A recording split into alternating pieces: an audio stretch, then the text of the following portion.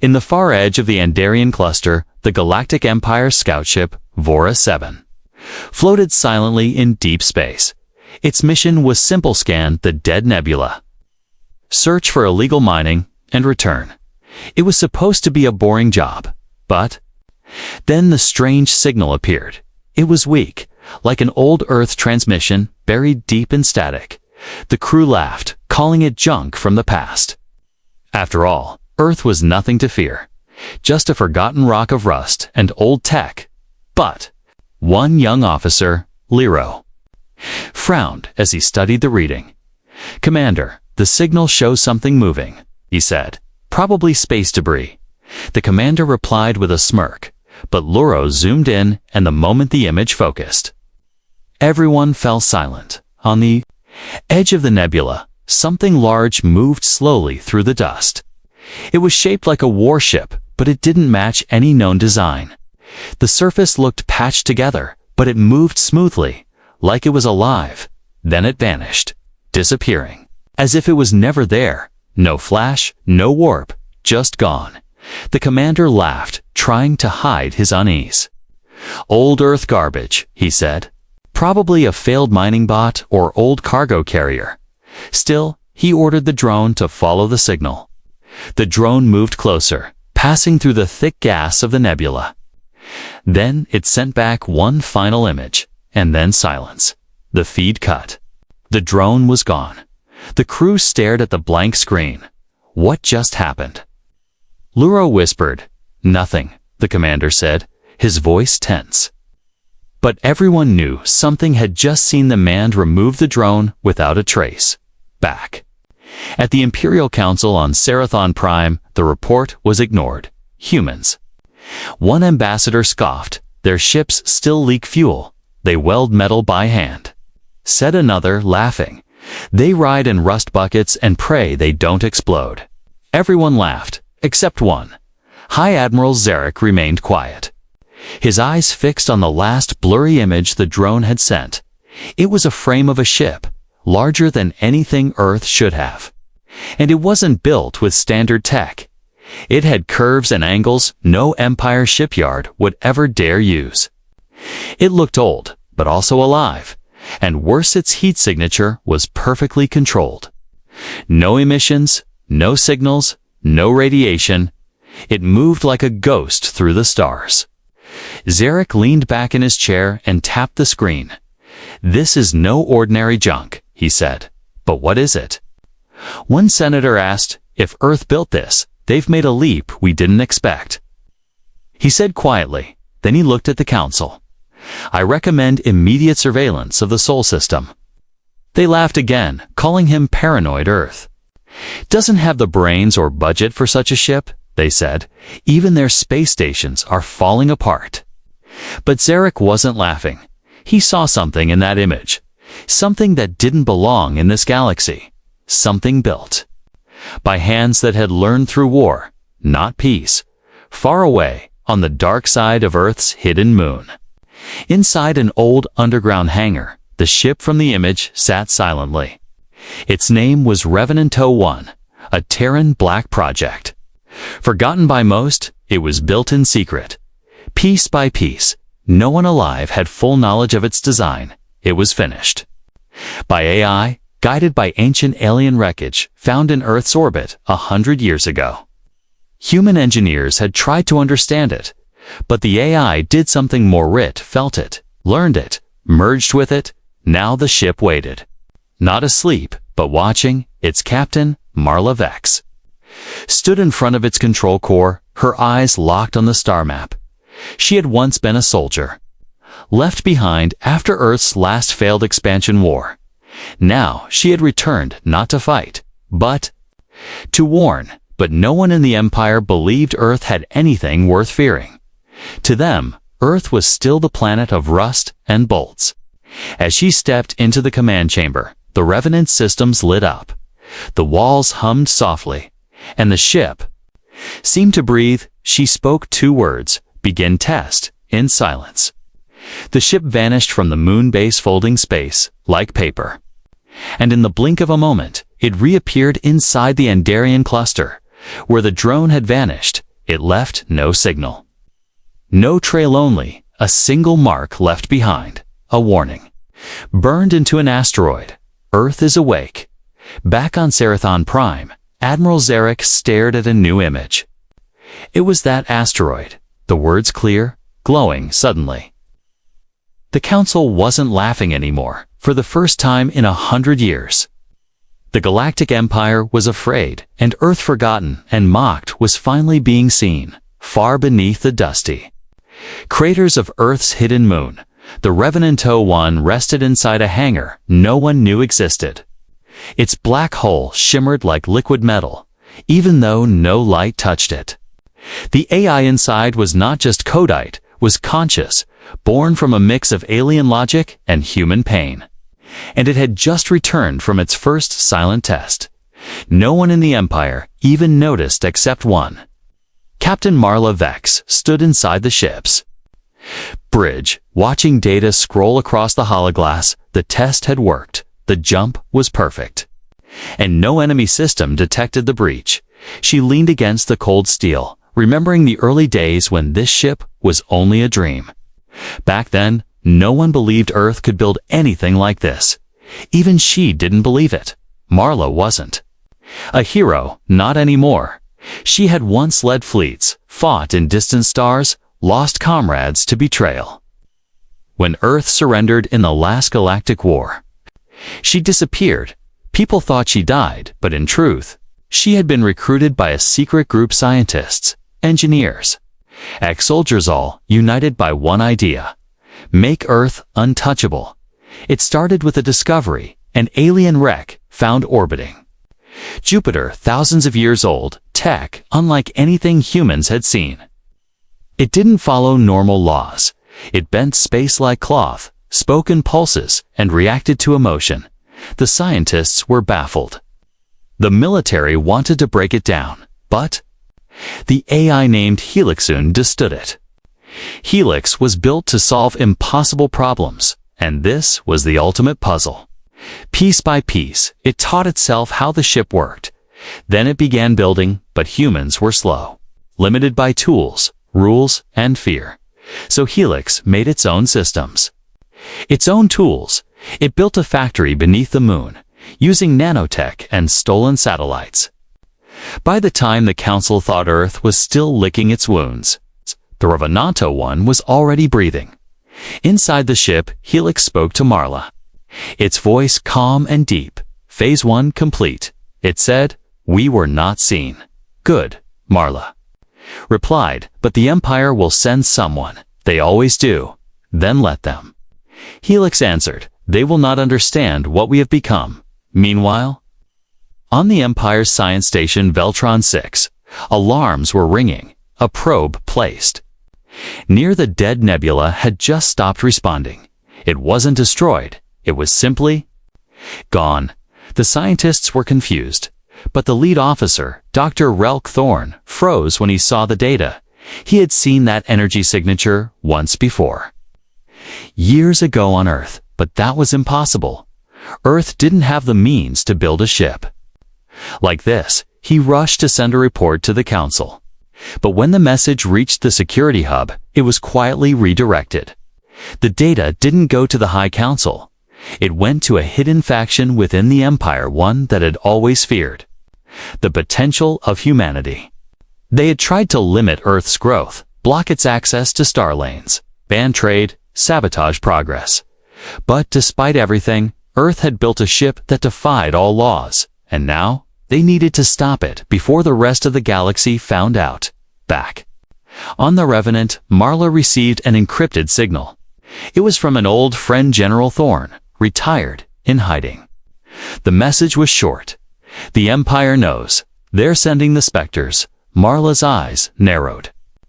The Spectres weren't soldiers. They were silent killers, used when the Empire wanted someone erased completely. "They'll come for us," she said. Helix replied without emotion. "Let them come." But Marla knew better.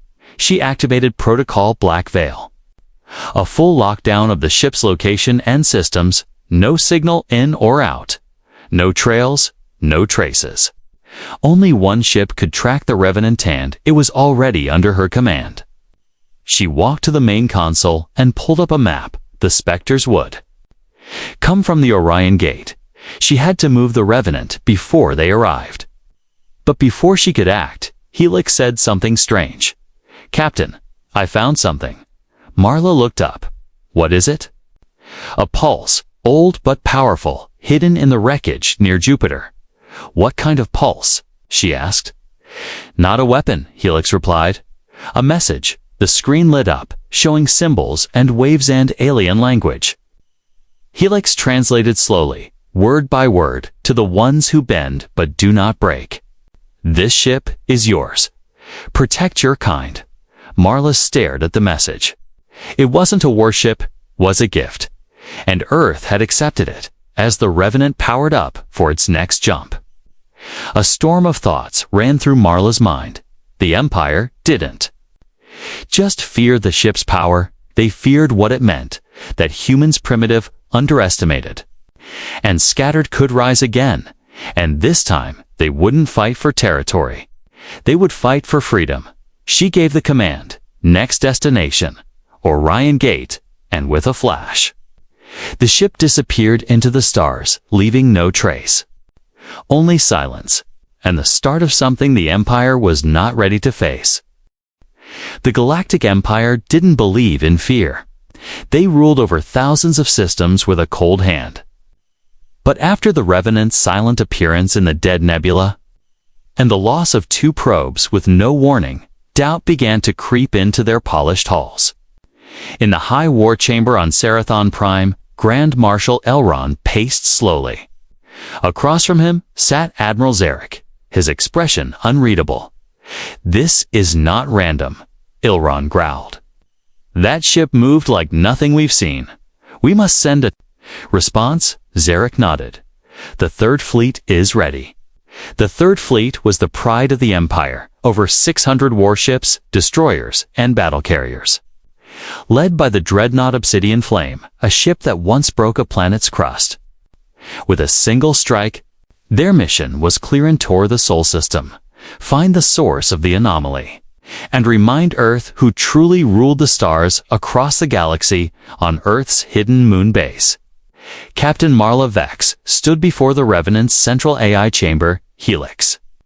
Pulsed with a faint glow, "The Empire has launched the Third Fleet," it said calmly. "How long before they reach the solar rim?" Marla asked. 73 hours. "Prepare," she replied. "We'll be waiting." But she didn't plan to fight, not yet. She needed to understand what Earth had become, what this ship truly was. And more than that, she needed to test how far the Revenant could go without being seen, so she launched the Echo Veil, a stealth module that detached silently from the ship and floated into deep space. Meanwhile, the Third Fleet entered the solar rim with confidence. Commander Varlin stood at the front of the Obsidian Flames bridge, arms crossed. "Human signals are faint," said the sensor officer. "Only outdated satellites and debris fields." Exactly as expected, Varlin smirked. "They're hiding." He sent a message to Earth. "Your rusted world is now under imperial inspection. Cooperate or face full judgment." But no reply came. Instead, 3 ships from the rear of the fleet disappeared. No explosion, no sound, just a blinking. Red alert. Lost. Varlin turned sharply. "What just happened?" The officer stammered. "Unknown." They were there and then gone. Cloaked enemy ships. "No energy readings, sir." Then the lights flickered on the bridge. Just for a second, and a voice low, smooth, and cold spoke through every speaker in the fleet. "You are not welcome in Terran space." Varlin's face drained of color. "Who is this?" "Identify yourself," he barked. No answer came, only silence. Then another ship vanished this time. A battleship, crew scrambled, systems checked, weapons armed, but they were shooting shadows. Panic spread. Fleet ships began firing in all directions. Missiles launched into empty space, but there was nothing to hit, nothing to trace. Then a single image appeared on every screen, an old Terran symbol, the blue Earth, encircled by a burning ring, and below it, a message. This time, we are watching. Admiral Zarek watched the incoming report from his secure command room. He didn't speak for a long moment. Then he stood and turned to his aide. "Recall the fleet?" he ordered. "Sir?" "Recall them," he repeated. "If we lose the third fleet, we lose our position across 5 sectors." But the fleet didn't respond. They were trying to leave, but jump systems failed. Guidance was jammed. They were trapped. Only one ship scout, 117, escaped with its black box intact. It showed no battle, no enemy ships, just static fear. And a single final voice: "Earth belongs to no one." The footage was played in the council hall. Every senator watched in silence. No one laughed this time. Even those who hated Earth the most felt something they hadn't in years: uncertainty. Who built this ship? One whispered, "How did they hide it for so long?" A quiet voice replied, "Maybe it wasn't built at all. Maybe it was." Born back in deep space, the Revenant floated in the black void. Untouched, untraced, unseen, Helix spoke. "They have retreated." Marla didn't smile. "They'll be back, and they'll come harder." "Yes," Helix agreed, "but now they doubt." Marla looked out through the viewing deck. She had once dreamed of peace. Now she realized that peace had to be earned. Earth was no longer just a forgotten world of rust. It was a sleeping dragon, and the Empire had just kicked its tail. In the shadow of the stars, the Revenant's engines hummed quietly. Marla whispered, "Let them come again. We'll be ready." Long ago. Earth's skies were filled with fear. Now they were filled with silence. Silence, but not weakness. The Empire had sent a fleet to scare Earth, but the fleet returned broken, lost, and quiet. And in the shadows of that silence, something old was waking again. Inside the secret Terran lab under the moon's surface, engineers stood around a glowing sphere. It hovered gently above the floor, spinning, pulsing with energy they barely understood. Beside it, General Thorne, once a great war leader, watched with folded arms. "What is it doing now?" he asked. "It's thinking," replied Dr. Alira, one of the lead scientists, or remembering they called it the core. It was not human-made, not even close. It had been pulled from the wreckage of an ancient alien ship that crashed into Earth's orbit 113 years ago. No living species had claimed it. No empire had owned it. The material didn't match any known element, and its patterns changed based on who touched it. They had tried to study it, break it down, even copy it. Nothing worked, until one day, Helix Earth's experimental AI connected to it, and everything changed. Inside the Revenant-01, Helix displayed a memory log for Captain Marla Vex. A series of images flickered through the eerily test failures. Engine explosions, engineers walking away in despair. Then came the breakthrough. The core didn't respond to commands, responded to emotion. When one scientist cried in frustration, the sphere had lit up for the first time. When another sacrificed months of personal time to keep the project alive, it spun faster. The alien tech wasn't just a machine, it was a listener. A mirror of the soul. Marla stood quietly as Helix explained. Humans did not build the Revenant alone. No, she agreed. They bled it into life. Helix paused, then added, the core holds ancient data, unknown maps, and war designs beyond logic. Then we're not just building weapons. Marla said, we're building warnings. Back in the Empire's most guarded science lab, located deep inside the core of the planet, Droskavor. Different. Conversation was happening. Dr. Relk Thorne paced across a dark room filled with massive screens and rotating 3D models. They've unlocked alien tech. He said aloud, it's the only explanation. His assistant stared at a projection of the Revenant. shaky and incomplete from the fleeing scout ship. No ship bends space like this without leaving a trail. No human system is that clean. Thorne opened an old classified file, one that had been hidden by Empire High Command. It showed a small Terran salvage team near Jupiter a century ago. They had picked up debris from an unregistered crash. The report was buried. The team later vanished. But now Thorne knew that wreckage had been the seed, and Earth had planted it in silence. Meanwhile, on the moon base, Earth scientists worked faster than ever. They had begun building more Revenants, not just copies, but variations tuned differently with special AI cores and new weapons. They called them Echoes, ships that would not just fight, but watch, think, and remember. Dr. Alira walked beside Marla, guiding her through the new construction zone. Each new frame stood tall, half-built, glowing faintly with energy. "These aren't just ships," Alira whispered. "They're spirits in metal." Marla touched one of the unfinished walls, felt a faint hum beneath her fingers. "I hope they never have to be used," she said softly. "Then we'd better pray the Empire stays scared," Alira replied. But hope was never enough. The Empire didn't plan to stay scared. They had launched a covert mission.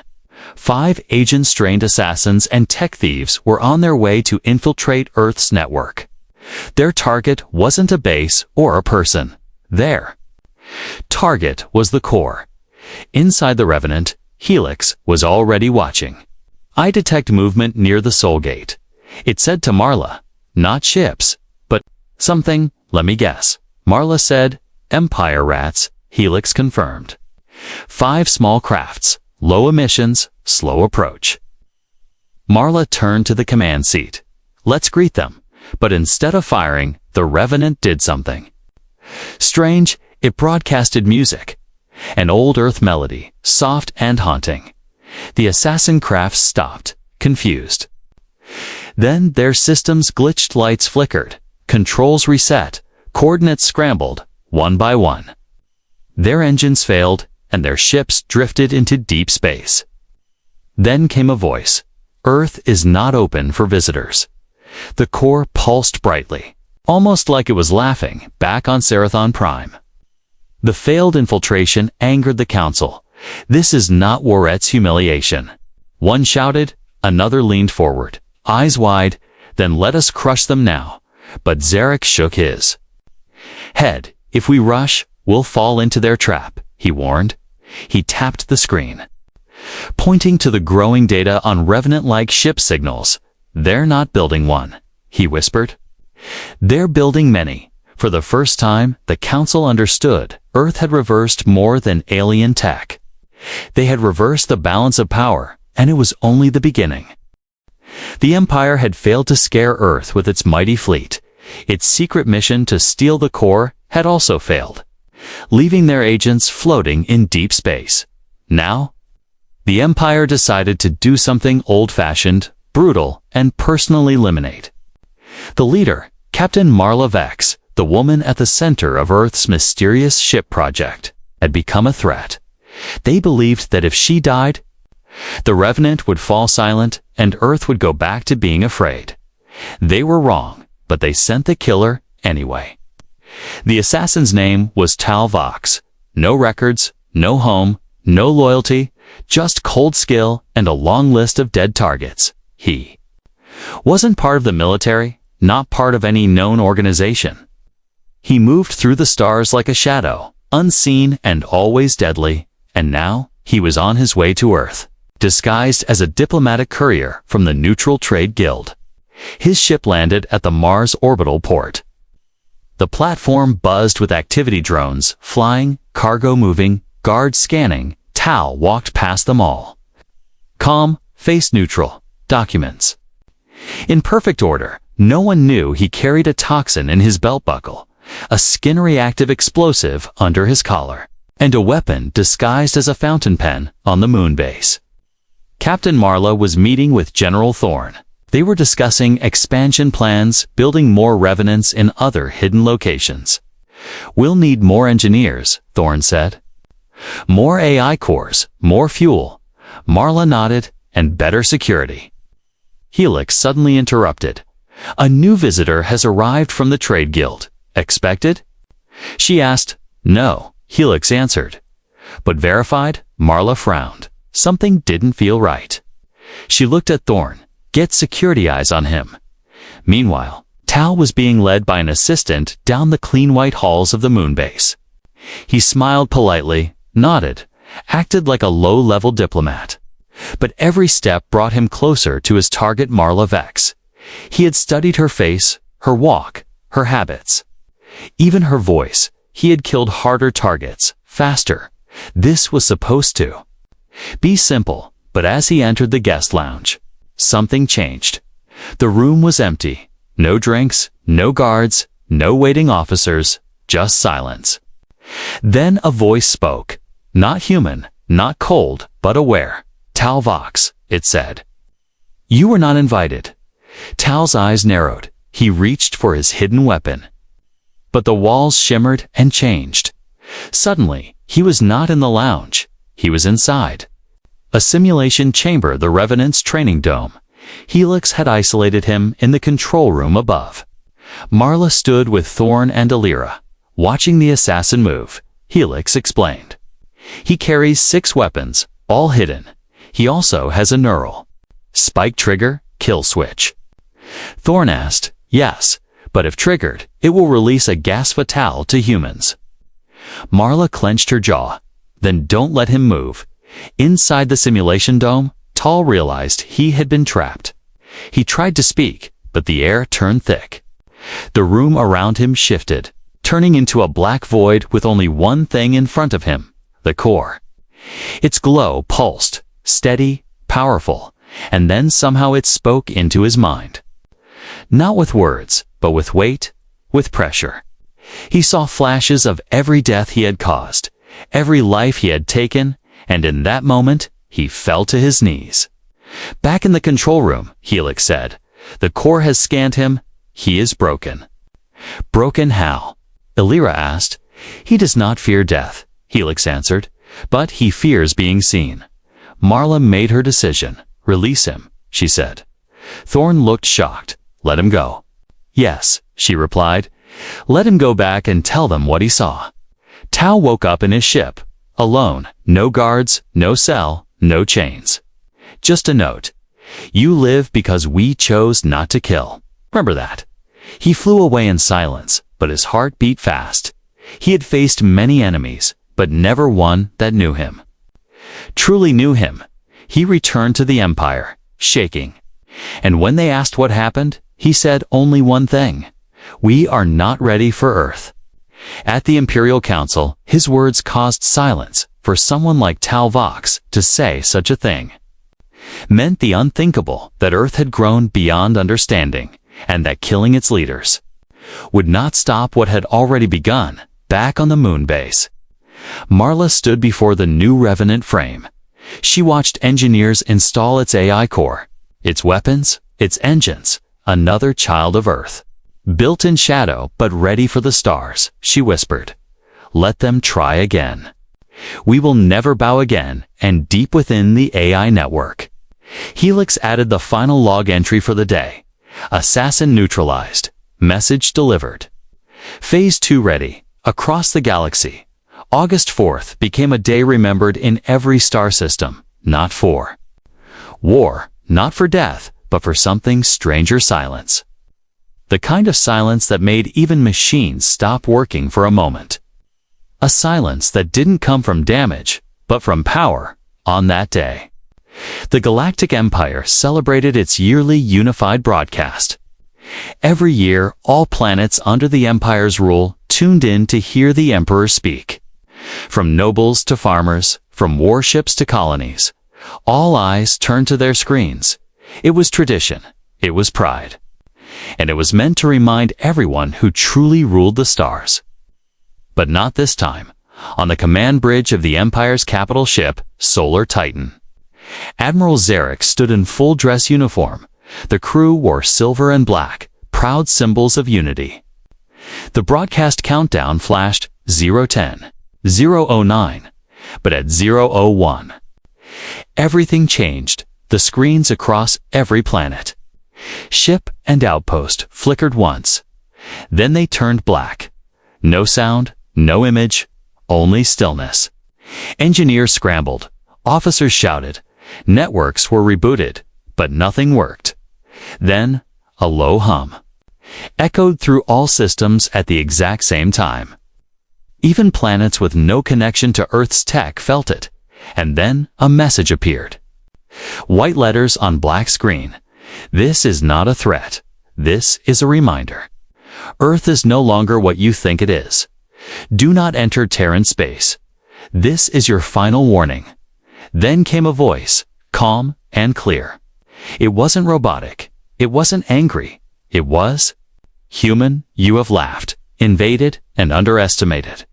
But we are awake now. Do not test our silence." The message played once. Then all systems rebooted automatically. Without a single command, everything returned to normal. Except the fear on the bridge of the Solar Titan. Jarek's hands trembled slightly. "Where did that signal come from?" he asked. The communication officer replied with panic in his voice. "We don't know, sir. It wasn't sent. It was embedded." Embedded. Where? In the entire galactic network, sir?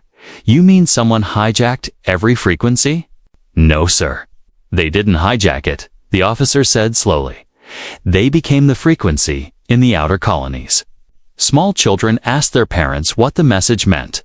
On mining planets, people stopped working, unsure if war was coming, and in the Empire's highest council chamber.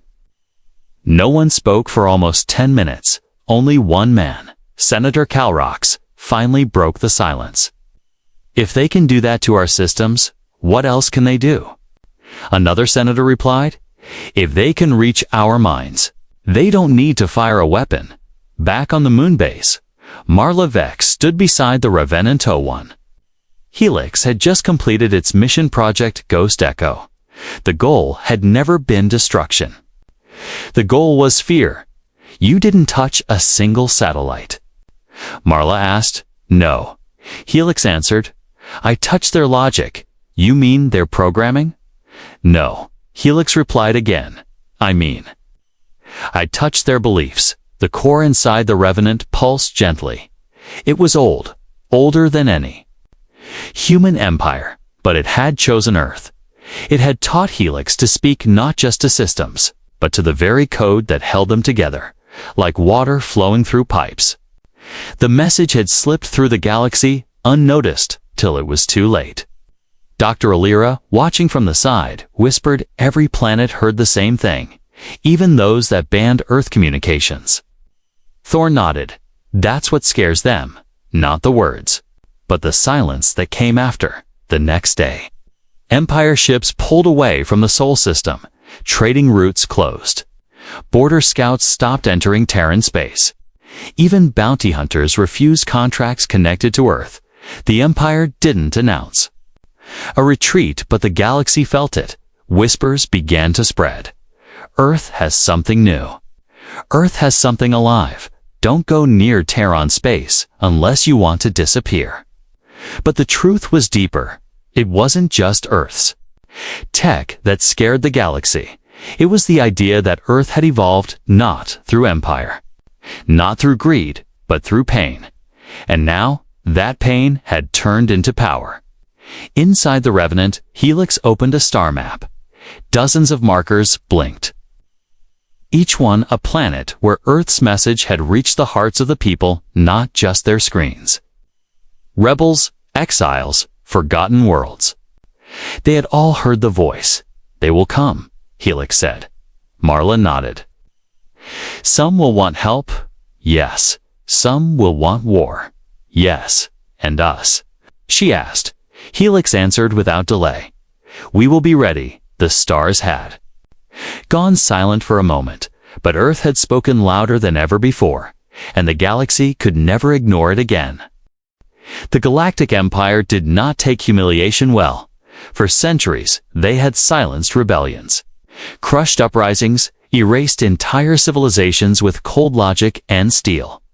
But now, their control was slipping because of one ship, because of one voice, because of one human in the inner chambers of the Empire's War Council. The argument had turned to shouting. Senators screamed for revenge. Generals demanded an attack. Others whispered about fear. About secrets Earth was hiding, but it was the Emperor who stood and silenced them all. No more games, he said. No more spies, messages, or warnings. We send the Solar Titan, and we crush this myth. The Solar Titan was not just any ship. It was the largest dreadnought in the galaxy, 4 kilometers long. Armed with sun core beams and hull-piercing mass drivers. A fleet killer, a planet breaker, and it was now headed for Earth. But Earth didn't wait. Marla Vex knew the message. Had reached its limit, they had warned. They had shown restraint. Now came the moment the galaxy would see what Earth truly was. The Revenant-1 powered up. Its systems hummed like breath in the void. Its hull glowed softly with ancient alien script, part Terran, part something else. Inside, Helix showed Marla the incoming ship. The Solar Titan has entered Jupiter's orbit, it said. Marla nodded once. Let's go meet them. The Revenant didn't launch with sound. It simply disappeared from the hangar and reappeared in deep space, folding itself through reality. Not even the Empire's sensors saw. It arrived.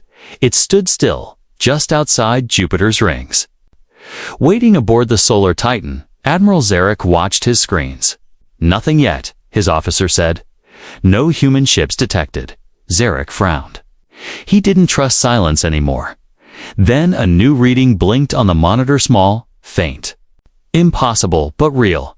A single Terran ship floated in front of them, tiny in size compared to the Titan. It looked like a drop of water facing a mountain. Zarek laughed. This is their champion. Should I charge the main cannon? Asked his second in command. No, Zarek replied.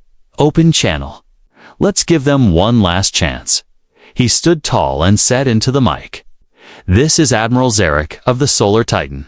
You are in violation of Imperial space. Surrender. Your ship and technology, and you may live. No reply came. Instead, the small ship turned slowly. Its lights pulsed once. Then again, Zarek felt a chill. What are they doing? He muttered. Then his screen lit up, not from the Revenant, but from his own system. A video played, forced through their locked channel. It showed Marla Vex standing on her bridge. Her face calm, her voice steady. She looked straight into the camera. This is Captain Marla Vex of the Revenant, she said.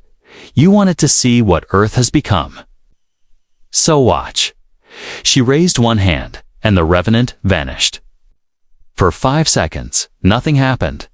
Then the Solar Titan shook. Its energy fields blinked. Its weapons turned off. Every alarm sounded at once. The ship had not been hit by a weapon. It had been touched inside every system of the Solar Titan. Helix now existed. The AI moved like a virus. But smarter, it rewrote.